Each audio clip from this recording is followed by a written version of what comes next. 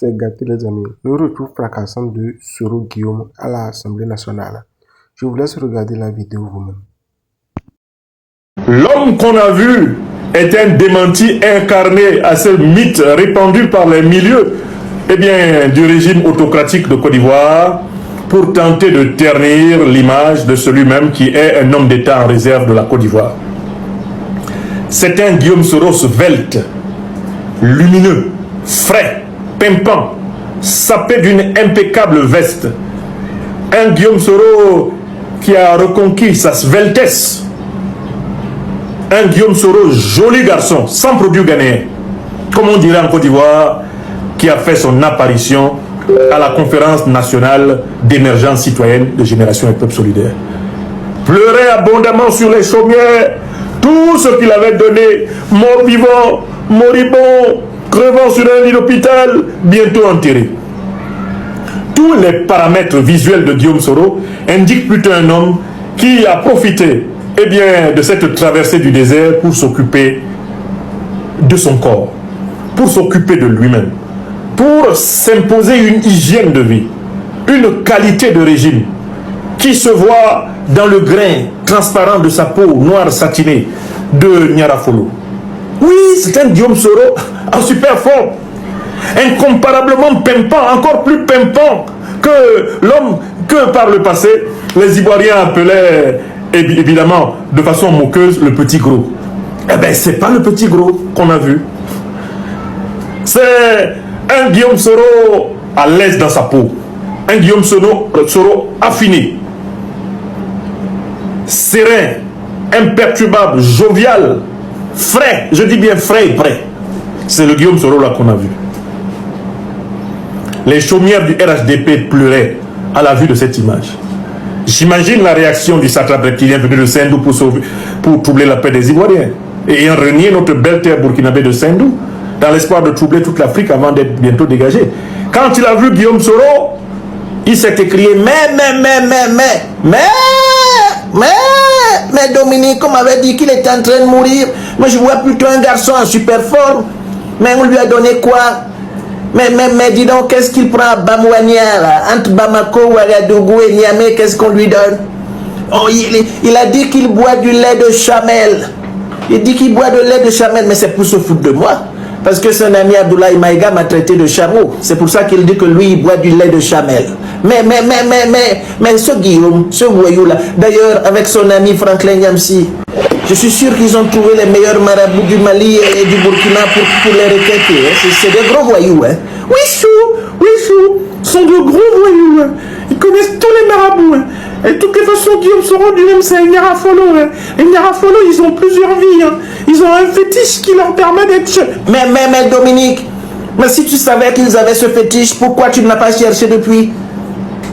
Regarde mes problèmes de santé. Regarde comment j'ai des nodules à la gorge. Il y a ma sciatique qui me fait mal. Je marche en point virgule. Dominique, comment tu... Mais chou, le problème c'est que t'es pas Nyarafolo. Hein. T'es pas Nyarafolo, t'as un djoula de Sendou. Mais Dominique, fais attention. Hein. Je suis le Dembokro. Hein. Moi, je suis un baoulé de Dembokro. Chou, arrête tes blagues. Hein. Arrête tes frappes. Il n'y a personne qui te croit. Je dis que l'apparition de Guillaume Soro là, ça a été la fièvre au palais. Leurs espions qui prétendent suivre Guillaume Soro comme de fins limiers et avoir la cadence de ses respirations avaient juré à Alassane Dramane Ouattara que Guillaume Soro était à l'article de la mort, qu'il était entre la vie et la mort, qu'il était suspendu, qu'il se promenait avec des perfusions. On voit un Guillaume Soro renouvelé par une alimentation saine, un Guillaume Soro renouvelé par une pratique assidue du sport, un Guillaume Soro affiné. Et moi-même j'ai appelé le leader, j'ai dit président, il faut que tu me donnes des conseils, je vais appliquer ce que tu fais là. Je vais appliquer ce que tu fais là, pas pour résister au temps, mais pour être en forme comme toi. Est-ce qu'on peut être en forme comme ça? Ça c'est le premier point. La sortie de Guillaume Soro le 22 dit, il y a un homme d'État en capacité de gouverner la Côte d'Ivoire. Ce n'est pas une capacité seulement intellectuelle, ce n'est pas une capacité seulement idéologique, ce n'est pas une capacité seulement morale, non. Il est physiquement capable. Quand vous prenez tous les gens du RSDP qui prétendent vouloir gouverner la Côte d'Ivoire, vous vous rendez compte qu'il s'agit tous en réalité d'individus d'ambulance. Ouattara Draman, individu d'ambulance. Tene Birahima Ouattara alias La Fiole, individu d'ambulance. Tiemoko Kone Mele, individu d'ambulance.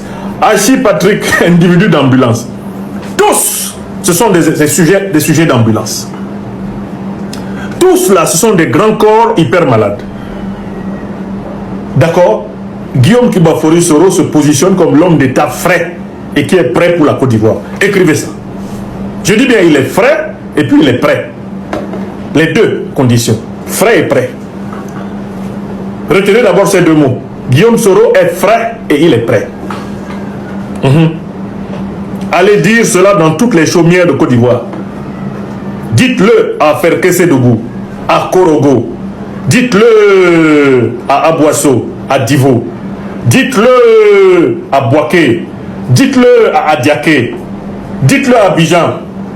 Dites cela à l'épée, à Coupé. Allez leur dire à Man, à Zouampleu, à tous les pleux que Guillaume Soro est prêt et puis il est frais. Il est prêt et il est frais. Voilà les deux mots qu'il faut d'abord noter. Mais il y avait un deuxième enjeu. Le président de Génération et Peuple Solidaire a démontré qu'il n'a pas arrêté de travailler avec ses camarades que nous sommes pour que le mouvement Génération et Peuple Solidaire s'étoffe, se bétonne, se consolide, pour que ce mouvement vive comme étant l'une des semences de la renaissance ivoirienne des jours à venir. De quel droit le ministre de la Communication et porte-parole du gouvernement peut s'adresser de cette manière au président Laurent Gbagbo? Ce que le jeune Joseph a dit, je vais encore le répéter pour que ça vous fasse mal. On pensait tous que c'était le RHDP qui avait donné tous ces sacs de riz qu'on a vus, et même ces sacs de riz qui ont été sujets de campagne, au point où le ministre de la Communication a offensé le président Laurent Gbagbo. On le dit et on le répète, l'aide alimentaire, c'est pour les pays en difficulté.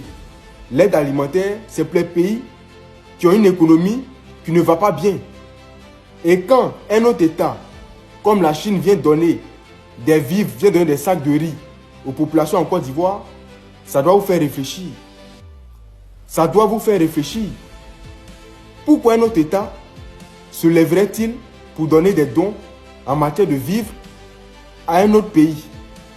Est-ce que la Côte d'Ivoire fait des dons alimentaires à la Chine? Non, je ne crois pas. Pourquoi? Parce que la Chine n'en a pas besoin.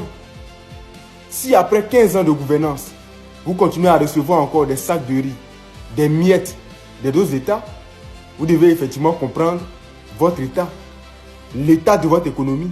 Ce qui me fait le plus mal, c'est nos parents nordiques qui sont manipulés parce qu'ils ne comprennent pas. Et quand les gens veulent faire ce genre de bassesse, ce sont eux qu'on prend. Ce sont leurs images.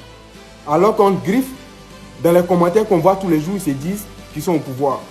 Mais tu es au pouvoir et tu as besoin qu'un autre État t'apporte un sac de riz pour pouvoir manger. Toi-même, interroge-toi sur ta situation. Et je crois, les gens demandent à ce que le jeune Josias soit arrêté, soit interpellé, parce qu'il a dit quelque chose qui ne vous arrange pas.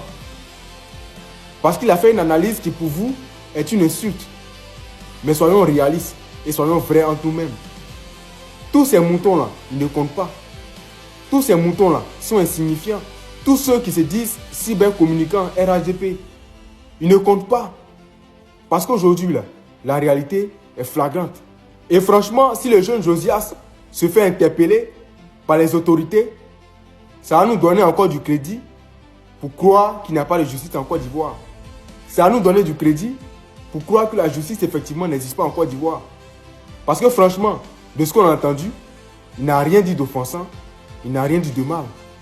Donc les moutons là, calmez-vous s'il vous plaît. Parce que là, ce n'est pas le débat. C'est un débat intellectuel qu'on veut faire. Mais vous êtes dans la récupération et vous voulez forcément emprisonner ceux qui dérangent.